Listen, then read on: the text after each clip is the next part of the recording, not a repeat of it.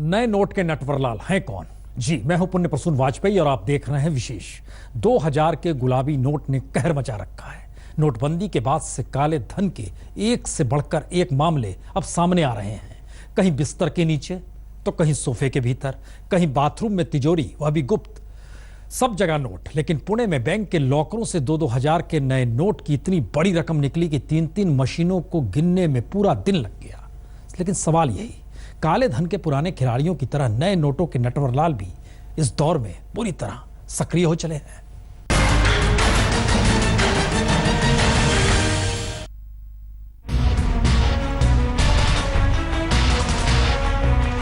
आज भी यही हाल है, सुबह 6 बजे की लाइन लगा रखी। नोटबंदी के बाद में 2 बार कैश आया, 2 दिन बस। और जो तरीका अपनाया वो एब्सोल्युटली रॉन्ग, गलत है।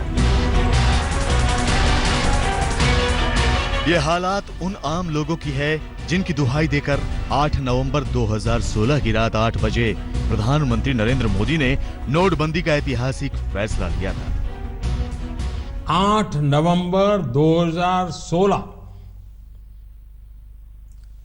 की रात्रि को 12 बजे से वर्तमान में जारी 500 रुपए और 1000 रुपए के करेंसी नोट लीगल टेंडर नहीं रहेंगे। ये मुद्राएं कानूनन अमान्य होगी। मतलब सब्जी को भी पैसा नहीं है, नमक की रोटी खा रहे हैं। नहीं तो पूरे परिवार में बच्चों को पढ़ाने के लिए किस तरीके से आप काम कर रहे हो? मतलब बच्चों की फीस न जा रही, परेशान है। नोटबंदी की ये मार उन किसानों पर भी पड़ी है जिनकी बेहतरी का हवाला देकर सरकार ने नोटबंदी की थी। मैं फिर से एक बार देशवासियों को मैंने 50 दिन कहा था, मैं रात दिन लगाऊं मेरे भाइयों बहनों, आपकी तकलीफ मेरी तकलीफ है, मेरे किसानों की तकलीफ मेरी तकलीफ है। और मैं किसानों को विशेष रूप से वंदन करना चाहता हूं, तकलीफ के बाद भी बुआई में कमी नहीं आने दी। अब आप इस नोटबंदी का ये दूसरा पहलू देखिए। जिस 2000 के एक अदद नोट के लिए आप लाइन में दिन दिन भर लगे रहते हैं, उन 2-2 हजार के नोटों की इतनी गड्डियां हैं कि आप इन्हें बगैर मशीन के गिन ही नहीं सकते। नए नोट का सबसे बड़ा काला धन बैंक के लॉकर से निकले 10.5 करोड़ रुपए। 10.5 करोड़ में 8 करोड़ 2-2 हजार के नए नोट। अब तक आपने देखा होगा कि बैंक से बाहर कैसे नए नोटों के नटवर लालों के ठिकानों पर करोड़ों करोड़ के नए नए नोट मिल रहे हैं। लेकिन ऐसा पहली बार हुआ है जब बैंक के लॉकर से नए नए गुलाबी नोट निकल रहे हैं। पुराना काला धन तो गया नहीं, नए नोटों का काला धन तिजोरी में भरने लगा। जानकारी हमें खबरों से मिल रही है, जो यहाँ के अधिकारी हैं और जो विश्वसनीय सूत्र है इनकम टैक्स डिपार्टमेंट की, उनसे जो मिल रही जानकारी है उनके मुताबिक 2000 की नई करेंसी और 100 रुपए की करेंसी एक लॉकर में यहाँ पर मिली है। और इसीलिए जो जानकारी उन्हें मिली थी, यानी इनकम टैक्स डिपार्टमेंट को जो खुफिया जानकारी मिली थी, उसके बाद यहाँ पर रेड शुरू है। जो अकाउंट होल्डर है उसकी भी जांच होने वाली है और साथ ही साथ जो इस ब्रांच के bank of Maharashtra branch Parvati के जो बाकी के अधिकारी हैं उनसे भी सवालात किए जाएंगे। पुणे के बैंक ऑफ महाराष्ट्र के लॉकर से निकला पैसा। बैंक के 15 लॉकर में भरी थी इतनी बड़ी रकम। 2000 के एक अदद नोट के लिए आप घंटों कतार में लगे रहते हैं, लेकिन यहाँ 2-2 हजार के नोट ऐसे हैं मानो सारे नोट काले धन के नए धन्ना सेठों के लिए ही छापे गए हों। जब आयकर विभाग ने बैंक ऑफ महाराष्ट्र के 15 लॉकरों से 10.5 करोड़ रुपए निकाले तो इनमें 8 करोड़ रुपए 2-2 हजार के नोटों की शक्ल में थे और 2.5 करोड़ की रकम 100 के नोटों की शक्ल में। अब अहम सवाल है कि इतनी बड़ी रकम किसके लॉकर से निकली?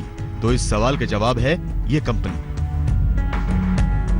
World wide oil field machines private limited. इस प्राइवेट कंपनी का दफ्तर पुणे के उसी पार्वती टावर की 6ठी मंजिल पर है जिसमें बैंक ऑफ महाराष्ट्र का दफ्तर भी है। इस इमारत में रहने वालों के मुताबिक यहाँ कामकाज की गतिविधियां बेहद संदिग्ध थी और करीब 1.5 साल पहले कंपनी का मुख्य दफ्तर कहीं और शिफ्ट हो चुका है।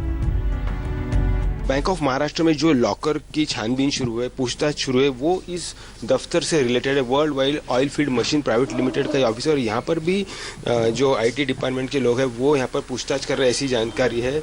जो पेपर्स है, क्योंकि 10 करोड़ से ज़्यादा की अमाउंट लॉकर्स में मिली, ऐसी जानकारी है। और यहाँ पर आप देख सकते हैं कि इनके भी जो पेपर्स है वो देखे जा रहे हैं। ये जो दफ्तर है यहाँ पर कब से शुरू है? ये दफ्तर यहाँ से बहुत सालों से है। और हरदम क्या मीन्स लोगों का आना जाना चालू रहता है? नहीं, यहाँ पे आना जाना चालू नहीं रहता। 1 साल 2 साल से ये ऑफिस उन्होंने शिफ्ट किया है। कहाँ पर शिफ्ट किया है? नहीं, कहाँ पे शिफ्ट किया वो मालूम नहीं, लेकिन यहाँ का बंद किया है। और ये लोग है कौन? मीन्स ये world wide oil field machine, नहीं वो कंपनी किसकी है, हमें कंपनी का नाम मालूम है, किसकी है वो मालूम नहीं है। पर ये रेसिडेंशियल है ना पूरा बिल्डिंग? ये बिल्डिंग नहीं, इनका कमर्शियल है। ये इतनी बड़ी रकम है कि इससे एक दिन में एटीएम में लाइन में लगे 52,500 लोग अपने घर 2-2 हजार रुपए लेकर जाते। लेकिन अगर किसी एक कंपनी या काले धन के नटवर लाल की तिजोरी में इतनी बड़ी रकम इकट्ठा हो गई तो तय मानिए ये बैंक वालों की मिली भगत का नतीजा है। अब आप ये समझ लीजिए कि इन लॉकरों में छुपे काले धन का राज खुला कैसे। इनकम टैक्स के एक अधिकारी के मुताबिक सीसीटीवी फुटेज की जांच में पता चला कि एक शख्स ये लॉकर पिछले कुछ दिनों से लगातार इस्तेमाल कर रहा था। कंपनी का बैंक में करंट अकाउंट भी है और नोटबंदी के फैसले के बाद से इस अकाउंट में सिर्फ 50,000 का ही नकद व्यवहार हुआ था। इससे आयकर विभाग का शक बढ़ा और वो छापे के बाद यकीन में बदल गया कि यहाँ बहुत कुछ गड़बड़ झाला था। ये साफ है कि अब बैंक वालों का भी कच्चा चिट्ठा खुलेगा और हो सकता है कि इससे नए नोट के कुछ नए नटवरलाल आपके सामने आए। पंकज खेलकर, पुणे, आज तक। काले धन पर रोक के लिए नोटबंदी की गई और बैंकों को जिम्मेदारी दे दी गई कि आम लोगों तक नए नोट सुचारू रूप से पहुंचा दिए जाए। लेकिन बैंक ही नए काले धन की मशीन क्या बनते जा रहे हैं? दिल्ली और नोएडा में ही एक्सिस बैंक की 3 शाखाओं पर इनकम टैक्स का छापा पड़ा। पता चला फर्जी खातों के जरिए करोड़ों रुपए ब्लैक से व्हाइट कर दिए गए।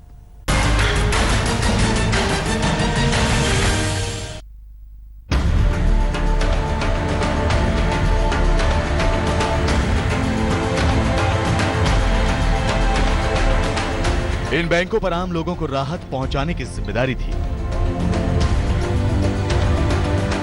ये इनका काम था कि एटीएम और बैंक की लंबी कतारें कम हो और लोगों का वक्त अदद 2,000 रुपए के लिए जाया ना हो। खुद प्रधानमंत्री इन बैंक वालों की तारीफ में कसीदे पढ़ रहे थे। मैं आज सार्वजनिक रूप से बैंक के सभी कर्मचारियों का अभिनंदन करता हूं। एक साल में, मेरे शब्द लिखिए, एक साल में बैंक के मुलाजिम को जितना काम करना पड़ता है ना, उससे ज्यादा काम वो पिछले 1 हफ्ते से कर रहा है जी, उससे ज्यादा काम।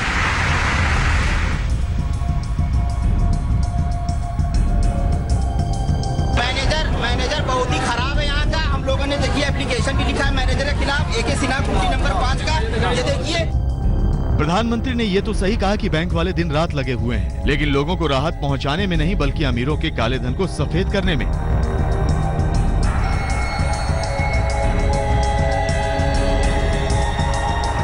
आम आदमी कतार में खड़ा रहा, उधर बैंक वालों की मिली भगत से काले धन के नए नटवरलाल पौ 12 करते रहे। और इसकी सबसे ताजा तस्वीर नोएडा के सेक्टर 51 स्थित एक्सिस बैंक से आई है। नोएडा में एक्सिस बैंक में बड़ा गड़बड़ झाला। फर्जी खातों में मिले 60 करोड़ रुपए। 20 कंपनियों के करीब 100 फर्जी खाते खोले गए। बैंक पर आयकर विभाग का छापा।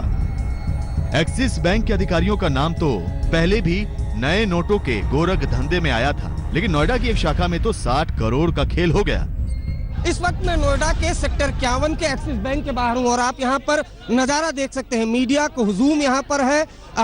यहां पर सुबह के वक्त आयकर विभाग का ईडी के साथ छापा पड़ा और इस तरह की जानकारी मिल रही है कि एक्सिस बैंक में तकरीबन 20 से ज्यादा फर्जी अकाउंट खोले गए थे, जो मजदूरों गरीबों के नाम पर खोले गए थे और तकरीबन 60 करोड़ का ट्रांजैक्शन किया गया था। एक तरफ जहां नोटबंदी से लोग परेशान हैं, एटीएम के बाहर लंबी लंबी कतारें लग रही हैं, लोगों को पैसे नहीं मिल रहे हैं, वहीं दूसरी तरफ जो रसूखदार है, जो बड़े बड़े बिजनेसमैन हैं, वो फर्जी अकाउंट के जरिए करोड़ों का ट्रांजैक्शन कर रहे हैं। आयकर विभाग ने जांच शुरू की तो पता चला कि इन खातों का एक सिरा नोएडा के ही एक ज्वेलर से जुड़ता है। जल्द ही आयकर विभाग की टीमें ज्वेलर के ठिकानों तक पहुंची तो वहां भी चौंकाने वाला खुलासा हुआ। सूत्रों के मुताबिक इस ज्वेलर ने नोटबंदी के बाद 600 करोड़ रुपए की सोने की ईंट बेची थी और इसी रकम का कुछ हिस्सा फर्जी खातों के माध्यम से जमा करवाया था। छानबीन में ये भी पता चला कि ये ज्वेलर हवाला के काम में भी शामिल है। सिर्फ नोएडा ही नहीं, दिल्ली में भी नए नोट के नटवर लालों की मदद में बैंक वाले मुस्तैद पाए गए। नोएडा की तरह ही दिल्ली में एक्सिस बैंक की चांदनी चौक और कनॉट प्लेस की 2 शाखाओं पर भी छापेमारी हुई तो ये खुलासा हुआ कि काली कमाई वालों से कैसे बैंक के अधिकारी मिले हुए हैं। इस वक्त हम एक्सिस बैंक के बाहर मौजूद हैं। आप देख सकते हैं यहाँ पर रेड पड़ी है। दरअसल आईटी की रेड पड़ी है। इससे पहले एक्सिस बैंक के नोएडा ब्रांच में भी रेड पड़ी थी। आईटी डिपार्टमेंट के अधिकारी इस समय अंदर हैं। आप देख सकते हैं शटर डाउन है और यहाँ पर भीड़ आप देख सकते हैं, काफी लोग मौजूद हैं। दरअसल ये जो रेड पड़ी थी ये बताते हैं कि इंफॉर्मेशन थी कि एक्सिस बैंक में कई अकाउंट्स ऐसे खेल रहे हैं और ब्लैक मनी को व्हाइट करने का धंधा चल रहा है। इसी बेसिस पर जो है रेड मारी गई है। आप देख सकते हैं इस वक्त हम एक्सिस बैंक के बाहर मौजूद हैं और यहाँ पर आईटी के अधिकारी मौजूद हैं। मैं अपने कैमरामैन से कहूंगा वो दिखाए जरा आईटी के अधिकारी कहाँ मौजूद हैं। आप देख सकते हैं अंदर रेड चल रही है। इसके अलावा नोएडा में भी तमाम जगहों पर रेड पड़ी थी। और अब हम आपको कानपुर लिए चलते हैं। शहर बदला, बैंक बदला, लेकिन करतूत नहीं। कानपुर के बैंक ऑफ बड़ौदा में ये हंगामा तब शुरू हुआ जब पता चला कि डिप्टी मैनेजर राजकुमार तिवारी अपने कमरे की पीछे वाली खिड़की से ब्लैक मनी को व्हाइट करने में लगे। फिर पुलिस आई और तिवारी को गिरफ्तार करके ले गई। दरअसल एक बैंक ग्राहक ने इस गोरख धंधे का वीडियो बना लिया था। एक व्यक्ति ने सोचा सर ये गार्ड ये कहा था कि पैसे देंगे, ये बताया बैंक में कुछ गड़बड़ होगा आप आइए। अच्छा, फिर मैं दोनों पार्टी को लेकर छोड़ा है, अपना बोले और उनके खिलाफ कार्रवाई करा।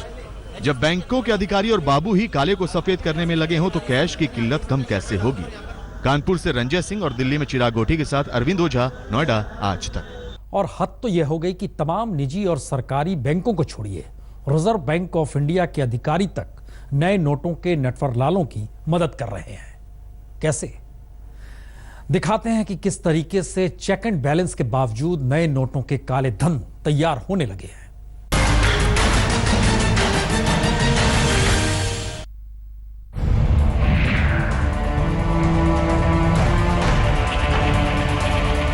लोग कतार में बेहाल और बैंक वाले काले धन वालों के इशारे पर घूम रहे हैं। हम आपको बताते हैं कि कैसे बैंकों में काले धन को सफेद बनाया जा रहा है। पुराने नोट बदलवाने गए ईमानदार ग्राहक की पहचान चुराकर दस्तावेजों का गलत इस्तेमाल किया जाता है। ईमानदार खाता धारकों के आईडी प्रूफ से फर्जी खाते खोले गए और उनमें पैसे जमा कराकर निकाले गए। 8 नवंबर के बाद 2 दिन एटीएम बंद रहे। इस दौरान एटीएम के लिए आए नए नोटों का दुरुपयोग किया गया।